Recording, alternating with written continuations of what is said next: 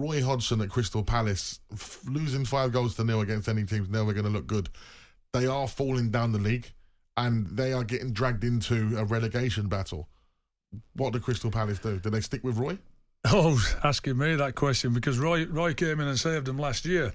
But it does happen, of course. I mean, I went into Cardiff when they were 17th and we ended up 7th. And wow. Yeah, that was brilliant. And then the following year, it's all gone pears. I mean, if Bielsa can get, how can they ever sack Bielsa after what he was doing? How could Burnley sack Daichi? And I feel that like about Roy Hodgson, because Roy's my mate as well. In fact, I rang him when he got back in the game.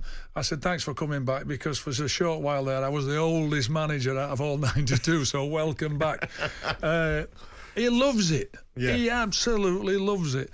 And I don't want to see him lose his job. No, I want to see him stay there, and I want to see him keep Crystal Palace up, because that's what he did. And if he gets everybody else back, his players back, his injured players back, he'll have a better chance. But the problem is, when it starts going against you, it becomes increasingly tough to turn it around, because it really is like a tidal wave coming. Absolutely. And we know that there's no easy games in the Premier League, but I'll tell you what's a big one for them coming up at Selhurst Park is going to be against Sheffield United.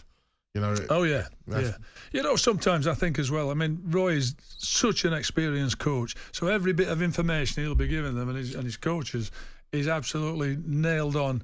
Excellent. And actually, I know it sent bonkers, but up until late in the game, I don't think he'd made a save. They were 1-0 down and he'd not made a save, the keeper for Palace. But the players have got to step up as well. Don't hide behind the fact that Roy Hodgson's 75 and maybe he shouldn't be there and all that. They need to be sticking it to everybody and getting themselves out of a hole, because it's only them that'll do it.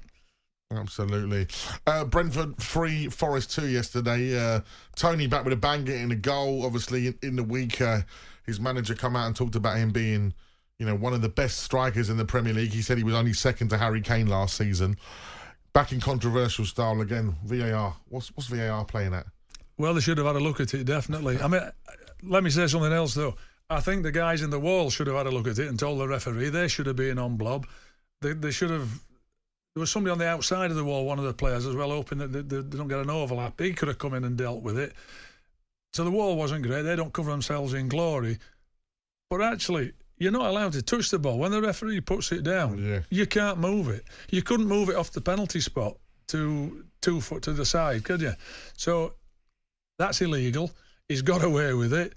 Well, he's got away with it to a point. Everybody else are berating him for it, except the Brentford fans, of course. They're all delighted. Well, and he played very well on his comeback, but it shouldn't have been allowed. Can't move the ball. Well, they ask about, is that just like some of the dark arts of the game that, that's intelligent, I think... oh, yeah. I was watching a clip of John Terry talking about Jose and the fact that if 2 defenders go down or something, that they don't have to go off the field of play. Him and Cahill started to do it in like the 80th minutes, and Jose found loopholes. Now, what Tony did yesterday was, as you said, in terms of the rules, is illegal. So, is it just dark arts at its finest? He's being intelligent, or absolutely? I think he's double cute. I think he's seen it. He's moved it. He's took advantage of that and been getting away with it. And if I'm a Brentford fan, and actually just as a football fan, I thought it was ingenious. I thought it was brilliant. But if I'm Nottingham Forest, of course, when it's against you, you hate it.